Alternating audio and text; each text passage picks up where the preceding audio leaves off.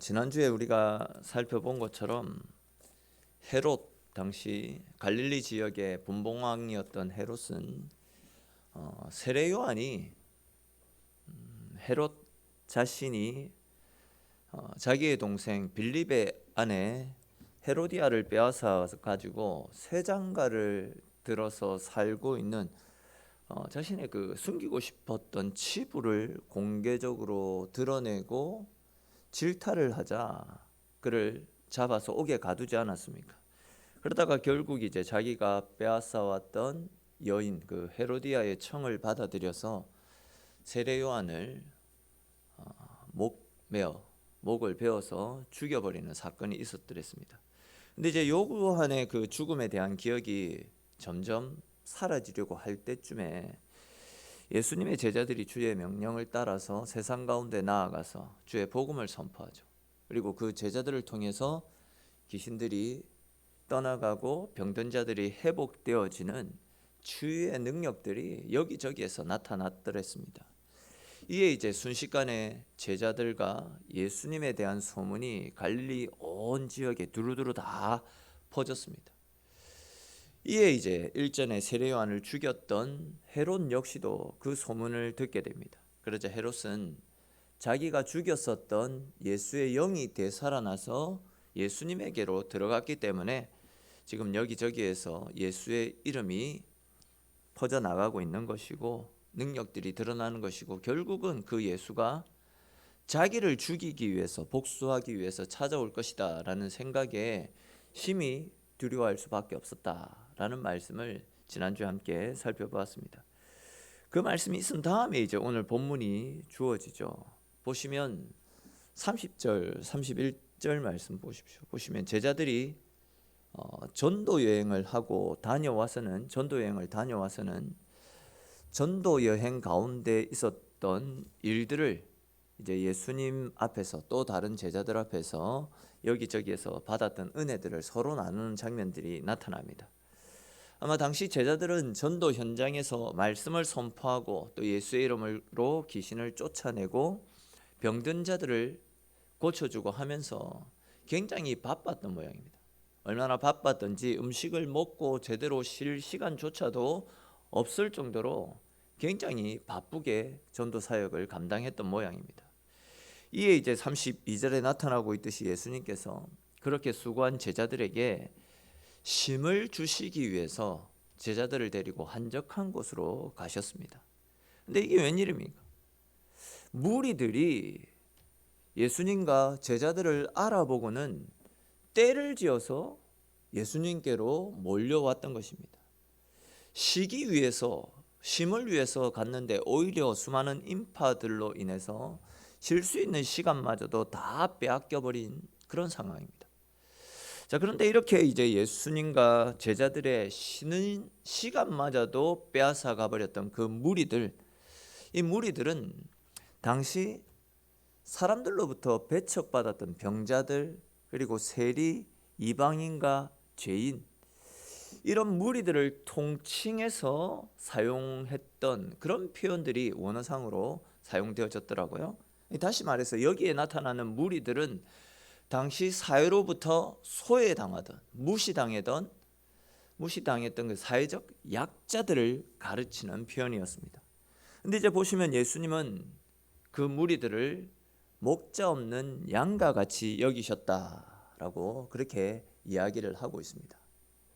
이 표현은 우리가 지난 시간에 그리고 앞에서도 말씀드렸던 세례 요한의 죽음을 암묵적으로 드러내는 겁니다. 세례 요한은 당시 목자로 칭송받던 사람 아닙니까? 그렇게 목자로 칭송받던 사람이 죽어버렸습니다. 백성들은 갈 바를 찾지 못하는 겁니다. 권력에 의해서 참 선지자가 죽어버린 이 안타까운 상황을 예수님은 목자 없이 유리당하는, 목자 없이 떠돌아다니는 그런 양으로 비유를 하고 계셨던 것입니다. 그래서 이제 예수님은 그들을 불쌍히 여기셨고 당신과 제자들 모두가 지쳐 있음에도 불구하고 그들을 받아들이고 그들에게 말씀을 가르쳤던 거죠. 근데 사실 이렇게 많은 사람들이 예수님께로 몰려오는 것 자체가 사실은 좋은 것만은 아니었습니다. 왜냐하면 지금 예수님께 몰려와 있는 이 모든 사람들은 대부분 앞에서 말씀드렸던 대로 사회적 약자들입니다. 그들 스스로 그들의 의식주 문제를 해결할 수 없었던 굉장히 빈곤한 사람들이 태반이었습니다. 즉 지금 예수님을 보기 위해 모여있던 절대 다수의 사람들이 돈도 없었고 가진 양식도 없었고 그들의 문제를 해결할 수 있는 어떠한 대책도 없었던 그런 사람들이었습니다. 그러다 보니까 이제 예수님의 제자들은 시간이 자꾸 흘러가면서 불안해지고 초조해질 수밖에 없었습니다. 왜 그렇습니까? 예수님께서 이 사람들을 빨리 해산시켜서 돌려보내지 않게 되면 결국 이 사람들의 먹을 것을 제자들이 해결해 줘야만 했기 때문입니다. 아니나 다를까 그렇게 많은 사람들이 오랜 시간 동안 예수님의 말씀을 들으면서 예수님과 함께 하다 보니까 여기저기에서 배가 고프다, 배고픔을 호소하는 소리들이 들려오기 시작했습니다. 자칫 은혜로운 예배의 시간이 그들의 배고픔으로 인해서 원망과 불평의 시간으로 바뀔 수 있는 그런 상황이었습니다. 그런 이유로 해서 이제 35절과 36절에 나타나고 있듯이 제자들이 예수님께 가서 예수님, 여기는 빈들입니다. 이 빈들에서 이렇게 많은 사람들을 먹일 수가 없는 상황인데 이들에게 마을이나 촌으로 가서 뭐라도 사 먹게 하시고 다음날 해가 밝으면 다시 오라고 하시면 안 되겠습니까? 라고 제자들이 예수님께 이야기를 하죠. 사실 이 무리들은 예수님이 오라고 해서 온 무리들이 아니지 않습니까? 예수님의 말씀을 듣고 싶어가지고 또한 예수님께서 베푸시는 어떤 기적을 경험하기 위해서, 다시 말해서 자기들의 필요 때문에 예수님께로 찾아온 사람들입니다. 더군다나 지금은 전도 여행으로 지쳐있던 제자들에게 주어졌던 꿀같은 휴식 시간 아닙니까? 근데 이제 그들이 불쑥 찾아온 것이기 때문에 어찌 보면 이들은 불청객이나 다름없는 그런 상황 아닙니까? 제자들 입장에서 어떻게 보면 굉장히 짜증날 수도 있는 그런 상황입니다. 어쩌면 무리를 마을로 보내어서 숙식을 해결한 다음 날 다시 오라라고 이야기했던 제자들의 말이 굉장히 합리적이고 현명한 이야기일 수도 있겠다 싶습니다. 근데 이제 이런 제자들을 향해서 예수님은 뭐라고 이야기하십니까? 37절에 기록된 것처럼 너희가 먹을 것을 주라라고 말씀을 하고 있습니다. 솔직히 지금 이 상황은 제자들의 입장에서는 멘붕이 왔을 겁니다. 이 진짜 어처구니 없는 말씀 아닙니까? 이 많은 무리들에게 어떻게 먹을 것을 다 줄 수 있겠습니까? 말이 안 되는 소리입니다. 이때 이제 37절 중반 이후에 보니까 제자 중 하나가 나섰습니다. 여기에 나타나는 제자 중 하나는 다른 성경에 보니까 빌립이라는 사람이었음을 알 수 있습니다. 빌립은 요한복음 1장에서 나타나는데 나다나엘에게 예수님을 소개하고 와서 한번 봐라, 예수님이 어떠한 분인지 참 선지자다라고 나다나엘을 전도했던 사람이 빌립입니다. 이 사람이 좀 우리가 알로 볼 수 있는 그런 사람이 아닙니다. 전도하기 위해서 선지자를 자기가 만난 예수님을 전도하는데 열정을 쏟아부었던 사람이 빌립입니다. 근데 보십시오, 이 빌립이라는 제자가 나서서 주님, 어떻게 이 많은 사람들에게 먹을 것을 줄 수 있겠습니까? 200데나리온의 떡을 사다 먹이리까? 라고 불평을 쏟아내는 것을 볼 수 있습니다. 여기에 나타나는 이 200데나리온은 화폐 단위 아닙니까? 화폐 단위. 그리고 아시듯이 한 데나리온은 보통 노동자들의 하루 품삯입니다.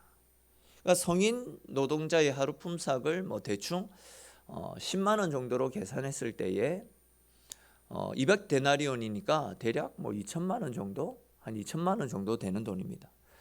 즉 지금 빌립은 예수님께 주님, 이 많은 사람들을 먹이려고 하면 최소 2천만 원 정도는 있어야 됩니다. 근데 지금 우리에게는 그럴 만한 돈이 없기 때문에 빨리 이들을 서둘러 보내야 됩니다. 돌려보내야 됩니다. 바로 이 이야기를 지금 했던 것입니다. 굉장히 현실적이고 굉장히 현명한 처사라고 볼 수 있습니다. 자, 그런데 이제 오늘 본문과 병행 구절인 요한복음 6장 5절부터 7절까지 말씀해 보시면 이 사건에 대해서, 이 부분에 대해서 좀 디테일하게 설명을 하고 있는데, 우리 요한복음 6장 5절부터 7절까지 말씀 한번 보겠습니다. 우리 앞에 화면 보면서 요한복음 6장 5절에서 7절까지 말씀을 한번 읽어보겠습니다.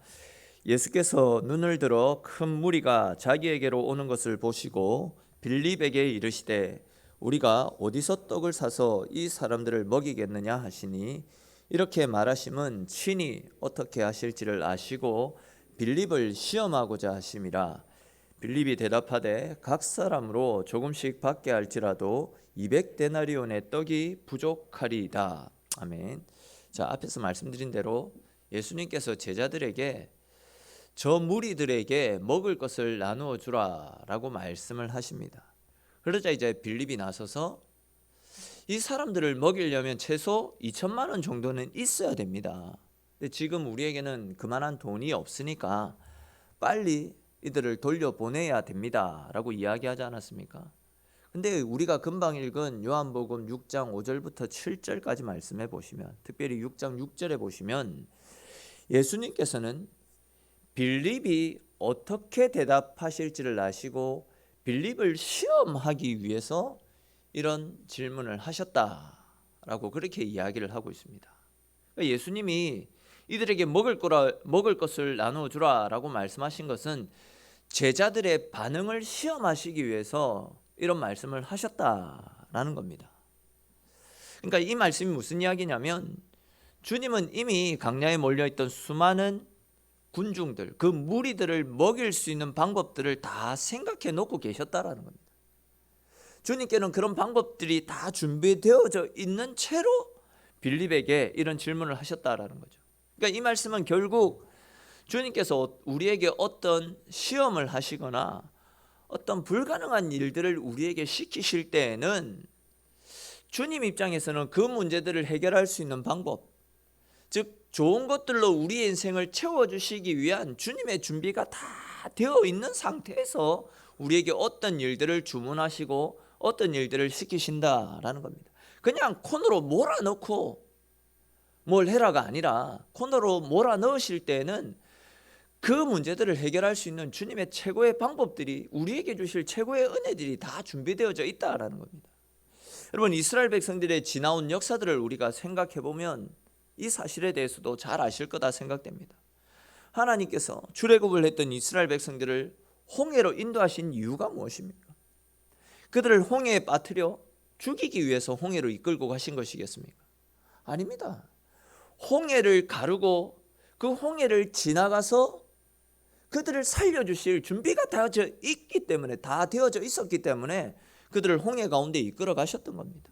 또한 이스라엘 백성들을 가나안 7부족, 이스라엘과 비교했을 때 엄청 크고 거인족들이 살고 있는 그 7부족들이 있는 가나안 땅으로 이끌고 가셨던 것도 이스라엘 백성들을 가나안에서 몰살시키기 위해서가 아니라 그들에게 가나안을 선물로 주고 영원토록 그들에게 복을 주시기 위해서 그들을 가나안으로 이끌고 가신 것 아니겠습니까?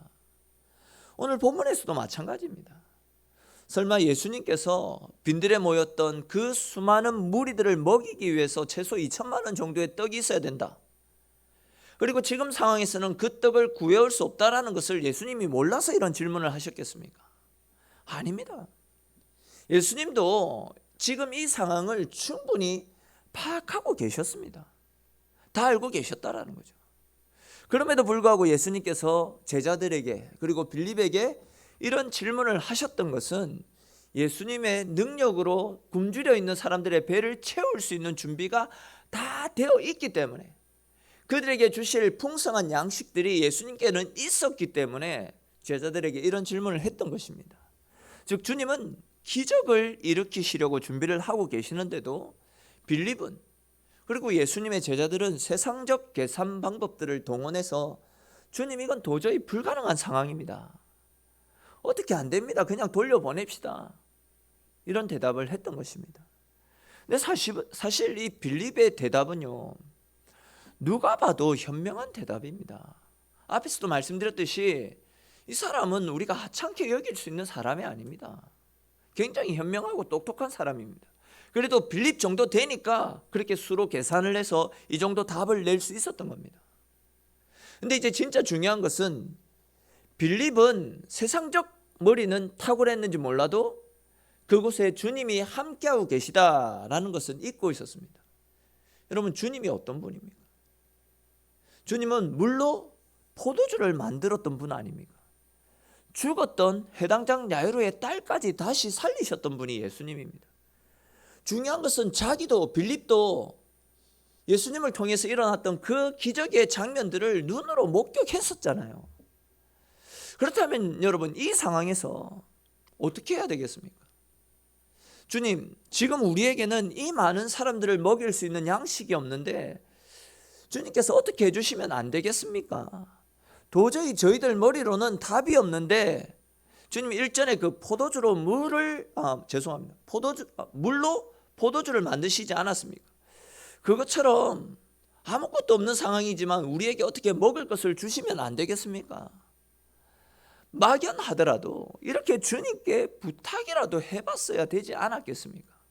근데 그는 지금까지 그들을 기적으로 이끌어 가셨던 주님의 그 능력들을 주님이 함께하고 계시다라는 사실을 잊고 있었던 겁니다. 눈앞에 보이는 현실만 보고 있었던 것입니다. 사실 여러분, 이런 문제는 빌립 혼자만의 문제가 아니라 오늘날 우리들의 문제와도 동일하지 않습니까? 우리들 역시도요, 어떤 현실에 부딪히게 되면 현실만, 우리를 둘러싸고 있는 상황과 환경만 바라봅니다. 문제를 해결할 수 없는 나의 무능력함 때문에 한숨을 내쉬고 좌절만 하는 경우가 허다합니다. 부족하다, 안 된다, 어떻게 하지? 이렇게 이야기하면서 그냥 세상적인 논리로만, 세상적인 방법으로만 내가 처한 문제를 바라보게 됩니다. 그런데 잘 아시듯이 여러분, 믿음을 가진 사람은 세상의 논리를 따라 살아가는 사람들이 아니지 않습니까? 말 그대로 믿음의 사람들은 믿음으로 살아가는 사람들이고, 절망과 어둠을 보는 인생이 아니라 예수님 안에 있는 무한한 가능성을 보고 능력과 소망을 보고 주님 바라보며 살아가는 사람들, 그런 사람들이 바로 우리 그리스도인들 아닙니까? 그러므로 여러분, 우리는 어떤 문제가 우리 가운데 닥쳐온다 할지라도 세상적인 논리, 부정적인 생각 다 벗어 던져버리고 주님께 소망을 두고 주님께 우리의 인생을 맡기고 살아가야 됩니다. 신앙을 가졌다 하면서도 부정적인 눈을 가지고 살아가는 사람들은요, 아무리 오랫동안 신앙생활을 한다 할지라도 주님이 베풀어 주시는 은혜들을 누릴 수가 없게 되는 것입니다.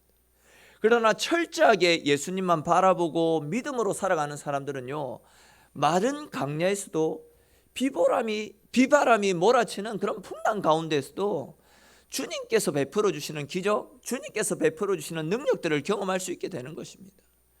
그러므로 여러분, 우리가 살아가는 매 순간순간마다 어떤 어려움이 우리 인생 가운데 찾아온다 할지라도 좌로나 우로나 치우치지 마시고 우리의 소망 되시는 주님을 바라보시면서 주님께 우리의 소망을 두고 살아가심으로 풍랑을 이기고 모든 시험들을 이기고 주님 주시는 평안 가운데 가시는 저와 여러분들의 삶이 될 수 있기를 주님의 이름으로 축원합니다. 또 이제 이어지는 38절 말씀 보십시오. 이제 38절 말씀해 보시면 계산기만 두들기면서 우리에게 돈이 없으니까 빨리 서둘러서 저들을 집으로 돌려보내서 끼니를 해결하고 다시금 모이자라고 이야기하고 있는 이 제자들을 향해서 예수님께서 뭐라고 합니까? 너희에게 떡이 몇 개가 있는지 알아보고 오라라고 말씀하시는 장면이 나타납니다. 오늘 본문과 병행 구절인 요한복음 6장에 보시면 예수님의 말씀을 들었던 제자 중 베드로와 형제지간이었던 그 안드레가 물고기 2마리와 보리떡 5개를 가지고 있었던 어린아이를 예수님 앞으로 데리고 오는 장면을 볼 수 있습니다. 안드레 역시도 예수님께서 이 작은 것으로 모든 사람을 먹이시는 기적을 베푸실 것이다, 오병이어의 기적은 생각조차 하지 못했을 것입니다. 그렇지만 이렇게 작은 것이지만 예수님은 무슨 방법이 있기 때문에 떡을 가지고 오보라 이런 말씀을 하시지 않았겠나, 이런 작은 기대감을 가지고 이 어린아이를 예수님께로 데리고 갔던 겁니다. 근데 주님은 아무것도 할 수 없다라고 단칼에 예수님의 질문을 잘라버렸던 이 빌립보다도 이렇게 작은 겨자씨 하늘만한 작은 기대감을 가지고 물고기 2마리 또 보리떡 5개를 가지고 왔던 그 어린아이를 데리고 왔던 안드레의 모습을 기뻐하셨습니다. 즉 주님은 안드레의 신랄 같은 그 희망, 주님이라고 하면 무슨 방법이 있지 않겠나 하는 그런 신랄 같은 믿음을 보고 일하기 시작하셨습니다. 사실 이 본문을 가지고 사람들은요, 자기가 가지고 있던 물고기 2마리와 보리떡 5개로 꾸려진 이 작은 도시락을 주님께 내어드렸던 이 어린아이의 헌신을 많이 부각시킵니다. 그리고 실제로 이 어린아이의 헌신이 귀하고 가치 있는 것은 분명한 사실입니다. 그렇지만 여러분, 설마 우리 예수님께서 이 어린아이의 헌신이 없었다라고 해서 기적을 일으킬 수 없었겠습니까? 절대 아닙니다. 아시듯이 하나님은 출애굽한 이스라엘 백성들이 광야에서 생활을 하고 있을 때 진짜 아무것도 없는 그 광야에서 40년 동안이나 만나와 메추라기를 보내셔서 그들의 줄인 배를 채워주시지 않았습니까? 아무것도 없던 반석에서 물을 터뜨려서 그들의 목마름을 해결해 주셨던 분이 예수님입니다. 즉 주님은요, 이 어린아이가 가지고 왔던 물고기, 보리떡 이런 것이 없다 할지라도 얼마든지 빈들에서 줄이고 있는 이 무리들을 먹일 수 있는 능력을 가지고 계신 분이셨습니다. 그러나 주님은 일부러 이 어린아이의 도시락을 사용하셨습니다. 사실 주님은 우리가 헌금을 드리지 않아도 얼마든지 하나님 나라를 세워 가실 수 있습니다. 여러분, 우리가 억지로 생색내면서 일을 안 하고 그리고 헌신을 안 해도 얼마든지 주님은 당신의 나라를 당신 뜻대로 세워 가실 수가 있습니다. 그러나 주님은 굳이 이 오병이어의 도시락을 가지고 하나님의 일을 시작하시는 겁니다. 즉 굳이 우리의 헌금을 받으시고 우리의 헌신, 우리의 섬김을 받으시고 그것을 시작으로 하나님 나라를 세워 가시는 겁니다. 여러분, 한번 생각을 해보십시오. 이 어린아이가 가지고 왔던 이 오병이어의 도시락이 어떤 도시락입니까? 여기에 나타나는 이 보리떡은 가난한 집에서 보리를 껴고 남은 그 껍질이라고 합니까? 그 껍질을 으깨어 가지고 만든 떡으로서 굉장히 하찮은 음식이라고 할까요? 그런 음식입니다. 사람들도 잘 먹지 않기 때문에 당나귀 사료로 주는 그런 음식이라고 합니다. 또 이제 여기에 나타나는 물고기는 원어로 보니까 옵사리온이라는 단어가 사용되어졌더라고요. 옵사리온. 근데 이 옵사리온이라는 단어는 이제 물고기 그 어부들이 고기를 잡았는데 집으로 가져오기에는 너무 작은 겁니다.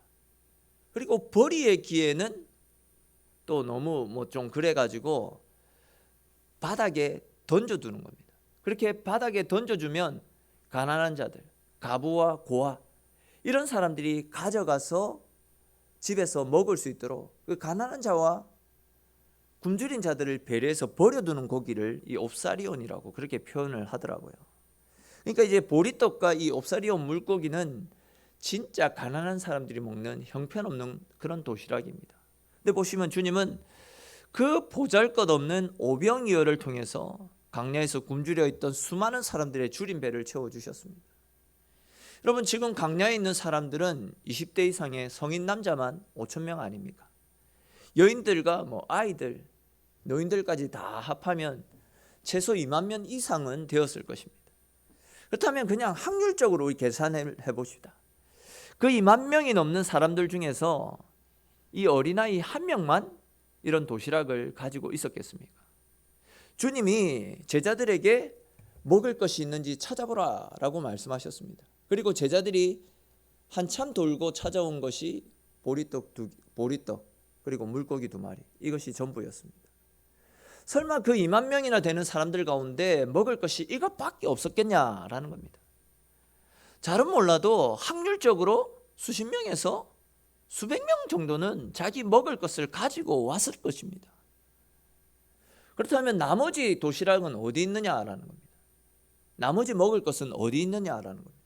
제자들이 돌아다니면서 먹을 것 있는 사람들 물었을 것입니다. 근데 나머지 도시락은 어디 있습니까? 아마 자기 혼자 먹으려고 그렇게 하지 않았겠습니까? 잘은 몰라도 그들 중에는 이 보리떡보다 물고기보다 옵사리온의 이 물고기보다도 훨씬 괜찮은 음식을 싸가지고 온 사람도 있었을 것입니다. 근데 그들은 혹 다른 사람에게 빼앗길까 봐 그렇게 가지고 있다가 숨겨놓고 있다가 아무도 없는 곳으로 가서 몰래 먹으려고 했던 사람들도 꽤 많이 있었을 것입니다. 근데 보시면 그런 사람들은 오늘 말씀 가운데 싹 다 사라집니다. 오직 이 소년의 모습만 드러나고 있을 뿐입니다. 즉 하나님은 헌신하는 도시락을 기적의 씨앗으로 사용하셨다라는 겁니다. 그렇습니다, 여러분. 나에게 아무리 많은 재능이 있고 아무리 많은 재물이 있다 할지라도 하나님께 드려지지 않는 것은 하나님께서 사용하실 수가 없습니다. 드려지는 것만이 축복의 씨앗으로, 기적의 씨앗으로, 능력의 씨앗으로 사용되어질 수 있는 것입니다. 여러분, 우리 그리스도인들마저도 세상적인 논리로 하나님의 일을 접근해서는 안 됩니다. 하나님이 어떤 분입니까? 하나님은요, 무에서 유를 창조할 수 있는 못하는 일이 없으신 전지전능하신 분, 만왕의 왕이 우리 하나님 아니십니까? 그런 하나님이시지만 그런 하나님도 우리들의 헌신의 씨앗들을 가지고 일을 진행해 나가신다라는 겁니다. 여러분, 하나님이 우리에게 요구하시는 것은 대단한 헌신이 아닙니다. 우리의 정성, 우리의 마음을 하나님은 지금도 원하고 계십니다. 지금 우리가 드릴 수 있는 최선의 것을 드리지 못한다라고 한다면 아무것도 일할 수 없습니다. 우리가 드릴 수 있는 최선의 것들을 주님께 드릴 때 그때부터 하나님이 일하시고 그때부터 하나님의 역사들이 나타나게 되는 겁니다. 근데 지금 내가 가지고 있는 작은 도시락, 그것을 드릴 수 없다라고 한다면 나중에는 더 많은 것도 드리지 못합니다. 지금 우리가 조금이라도 더 힘이 있고 조금이라도 더 헌신할 수 있을 때 헌신하지 않는다라고 한다면 시간이 지나고 더 많은 것을 지고 있다 할지라도 결코 하나님 앞에 드릴 수가 없습니다. 교회가 작을 때 이웃을 돕지 않고요, 또 선교에 힘쓰지 않는다라고 한다면 나중에 교회가 커진다라고 해가지고 절대 이웃을 돕거나 복음을 위해서 헌신할 수가 없습니다. 하나님께서는 우리가 가진 작은 헌신과 섬김을 통해서 하늘의 복을 내려주실 준비를 다 해놓고 계시는데 우리가 가진 이기심, 우리가 가지고 있는 욕심이 하나님이 주시는 하늘의 은혜의 문을 다 닫아버리는 것입니다. 하나님, 저 시간 없는데요, 저는 재능이 없는데요, 저는 물질이 없는데요. 분명 하나님은 우리에게 물질, 재능을 달라고 하시는 것이 아닙니다. 하나님은 우리에게 마음을 달라라고 이야기하시는 것인데 그 마음을 통해서 하늘의 복을 주시고자 하시는 것인데 우리는 없는데요, 할 수 없는데요. 환경이 이래서 되겠습니까? 우리 스스로가 하나님이 우리에게 주실 복들을 걷어차버리고 있는 꼴이 되어지는 것입니다. 사랑하는 성도 여러분, 사실 우리 스스로가 우리 자신을 볼 때 너무나도 초라하고 너무나도 약한 존재로 보일 때가 너무 많이 있을 것입니다. 또 우리 자신이 너무 부족하다 느껴질 때도 많이 있을 것입니다. 근데 그렇게 작게 보이고 약하게 보이는 우리의 인생이라 할지라도 우리 인생이 주님께 붙들려 살아간다라고 한다면 우리의 인생은 결코 부족하지 않습니다. 기드온, 제가 몇 번 말씀드렸듯이 미디안이 쳐들어올까 봐 숨어버렸던 겁쟁이 비겁쟁이 미디안이었지만 하나님은 그런 겁쟁이 보잘것없는 기드온의 모습을 보신 것이 아니라 하나님께서 높여주시고 하나님께서 사용하실 큰 용사의 기드온을 보시고 큰 용사여 일어나라 라는 말씀을 하시지 않았습니까? 하나님의 손에 붙들리게 되면 아무리 약한 인생이라 할지라도 큰 능력을 일으키는 하나님의 사람이 될 수 있다라는 겁니다.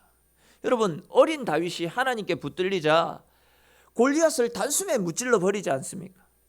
하나님께 붙들렸던 기드온의 300용사들이 하루 만에 미디안의 13만 대군을 다 무찔러 버리지 않습니까?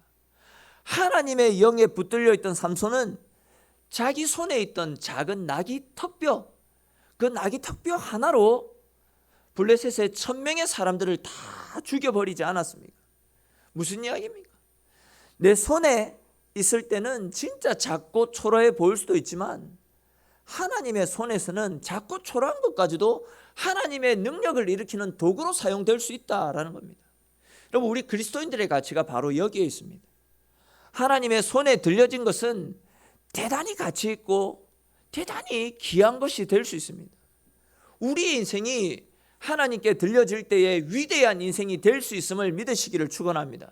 우리의 가정이, 우리의 교회가 하나님의 손에 들려지게 될 때에 복된 가정, 복된 교회, 하나님의 영광이 풍성하고 하나님의 은혜로 가득한 은혜로운 교회로 새롭게 세워질 것을 믿으시기를 축원합니다. 사랑하는 성도 여러분, 하나님의 손에는 항상 풍부한 자원이 가득 차 있습니다.